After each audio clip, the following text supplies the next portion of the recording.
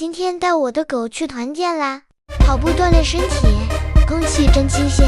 也是看到狗同时游泳了，看看谁游得最快。老板给我拿盒老鼠药，药效最强的那种，让你上次放狗追我，就别怪我，放在狗子经常出现的地方。好好享受你们最后的晚餐吧。是谁干的？我可怜的狗狗们！猴子，你被逮捕了，你投毒，威胁公众安全。就是这只猴子，建议在他的牢房放只狗。你别过来呀，我最怕狗了。